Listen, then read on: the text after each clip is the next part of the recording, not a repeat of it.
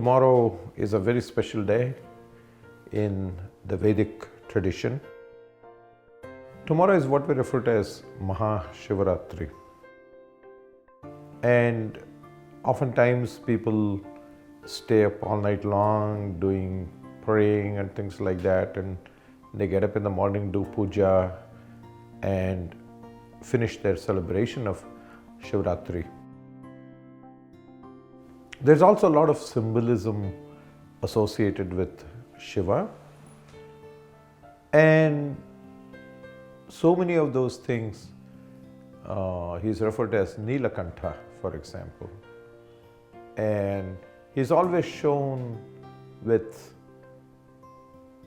a yogic stance, and he's shown with Vibhuti all over his body and so on, a snake around his neck, and there's so many of these things, the Trishula, the Damaru. I mean, that we can talk about it for a very long time. A lot of us actually may not be very familiar with some of the symbolism and which explains who Shiva really is, and the celebration is, in my opinion, somewhat incomplete without really understanding who Shiva is, what he represents and what he does. So let us start by the name Shiva itself. That word is also referred to as Rudra, and Shiva is the epitome of purity. So there's nothing more purer than that. It's what, if you can use a couple of Samskrita words, we can say he is Parama Mangala. He's the purest of the pure. And if you look at it like that, you say, why are we saying that about Shiva? Well, in the first place, he is also a Parama Yogi, Parama Tapasvi, which means that he is constantly in deep tapas. So when we look at his manifestation, both in the macrocosm as well as the microcosm. In the macrocosm, he and Parvati created this Panchabhutas, the 5 elements in this physical universe. And we can describe many aspects of that, like what we refer to as Shiva Tandava, that happens in nature.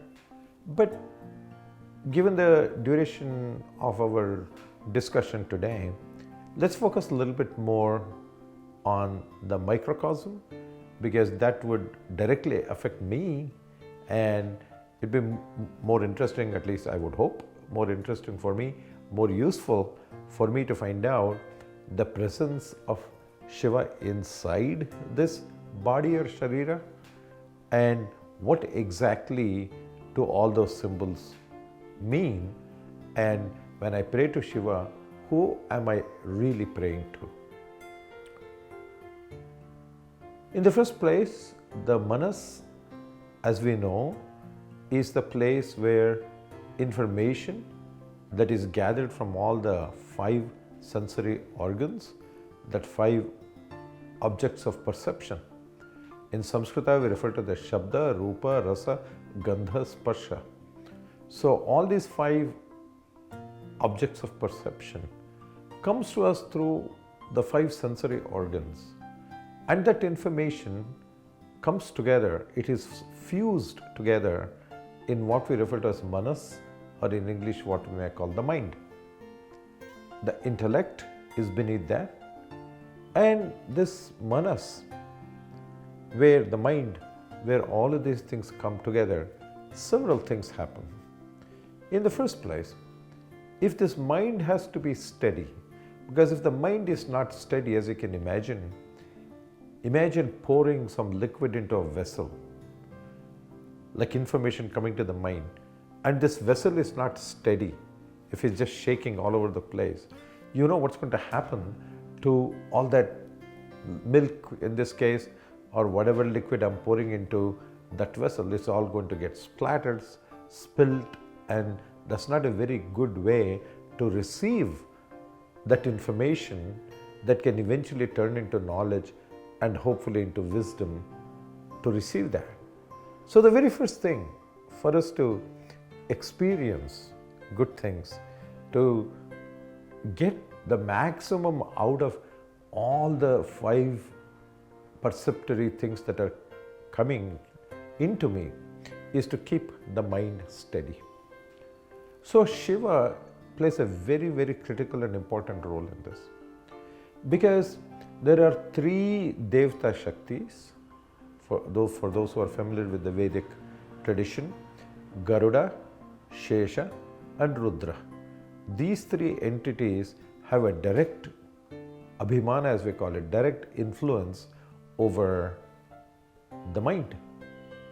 Now, we may say, why 3? Why not just 1? Here's the reason. This mind that is sort of suspended in space inside me, how can you make anything steady?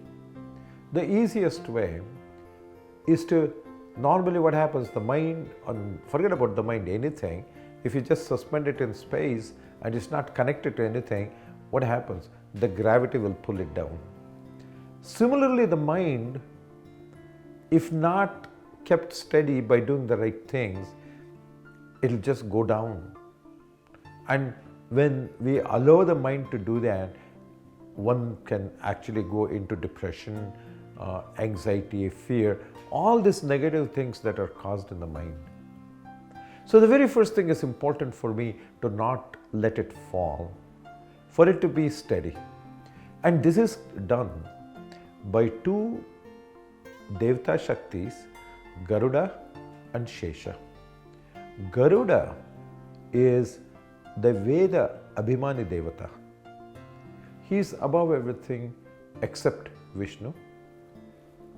And he is the entity that actually pulls me towards Vedic thought and towards wisdom and knowledge. So this mind, if with his blessings, is constantly attracted in an upward mobile direction towards the Vedic thought. If the other side is missing, what happens is that mind now starts going in an upward direction, and unfortunately that leads to arrogance. With more knowledge, we become more arrogant. We start looking down upon people who have less knowledge, somehow thinking that I'm superior, and so on. So this has to be balanced. So that balance occurs by a downward force, by Shesha. Shesha represents the concept of zero, just like Vishnu represents the concept of infinity. Zero is not nothingness. Zero has very special qualities, just like infinity does, unlike other numbers. And my mind, if on one hand it is attracted towards upliftment using Vedic knowledge, what Shesha does, he holds that in balance by giving me humility at the same time. So if there's a balance between humility and wisdom or knowledge, that is when the mind is very steady, it is unshakable. At that time, that is when Shiva comes into the picture. He is a Parama Yogi, Parama Tapasvi, which means that that is when the mind is capable of actually getting lost in this tapas. Usually in English people call meditation, but tapas, which is very, very deep thought about every single thing that comes from the outside world. So the interaction with the outside universe, which even in the macrocosm, it is the same Shiva who created these 5 elements that is giving me these 5 objects of perception, which through these 5 sensory organs is coming into this thing called mind. He is the one who is blessing me with this ability to even interact with this outside world. Imagine what a great, great Devata Shakti he is. Imagine what will happen if for whatever reason his anugraha, his blessing goes away from me. What happens to my interaction with the universe? What happens to this deep thought? My life becomes a shallow life with no depth whatsoever. Things can happen around me, but my anubhava, my experience is so shallow that it is incapable of going to the depth and extracting the pearls that exist at those depths in every single experience. So Shiva plays a very, very big part, and that is why he is shown with so many things. One thing you have seen, that instead of wearing fancy clothes, you usually see him wearing a piece of deer skin or tiger skin, one of the two. And usually it is from the waist downwards. So what that represents, both deer skin and tiger skin are very good insulators from bad energy. So kama, desire, is kept in control, and with Shiva's anugraha, that is something I never lose control of. That's very important, because if we don't have that, we may indulge in things that are extremely harmful to us. The Vibhuti, the ash that's all over his body. You see, how do we create ash? How is ash created? When you take material, whatever that might be, offer it in Agni, which you may call fire. You offer it in Agni, when the bhasma, when it is burnt, what is left is very pure. Even the dirtiest of things, when it is burnt in that fire, what is left has nothing that is problematic or contagious or anything, it's pure. So, what is normally called Vibhuti, Bhuta means something that goes upwards. V means Visishta or special. So, a special upward journey, E, something that gives.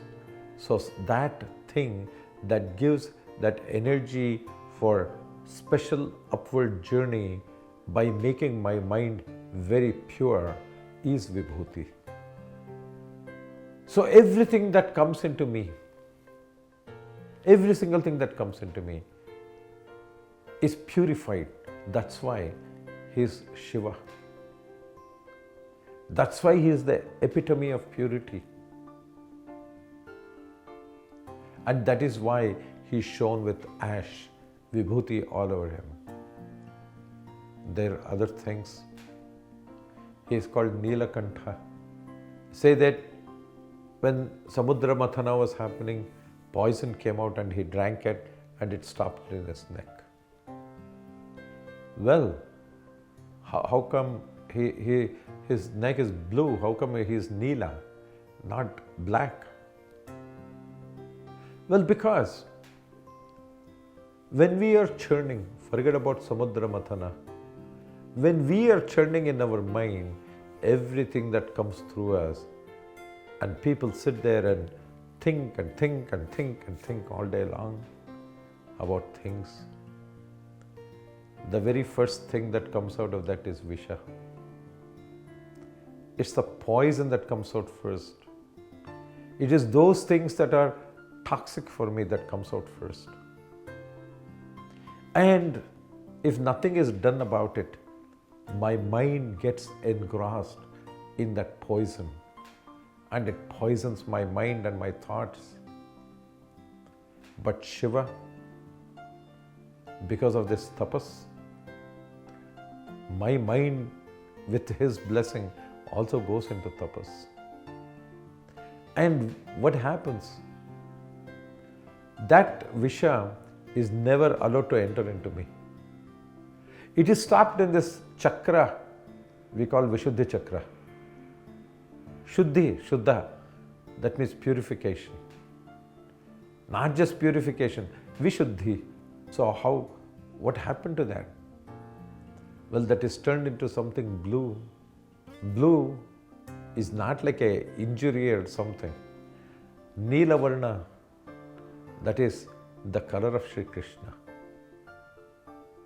So when this Vishuddhi takes place, and how does that happen? Why does he have a snake around him? That represents the Kundalini Shakti. And that Kundalini Shakti is aroused and comes all the way to my neck, Vishuddhi Shakti, Vishuddhi Chakra. So all these poisonous things that come are actually turned into Neelavarna. What started out as poison becomes Neelavarna. And Krishna Bhakti, that's what it gets turned into. And Shiva's Anugraha, his blessing, is absolutely needed for that. All of us, I think, know the story of how Bhagirath, when Ganga came, it was so forceful that Shiva had to stop it in this jata, slow it down and let it flow in a manner that was much more compatible with our existence. We didn't want to get blown away or washed away by it. So Ganga Mata,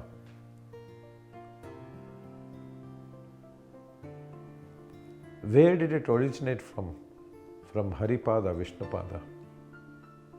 And if you go to Purusha Sukta, that Vishnupada is the Shudra Varna of society.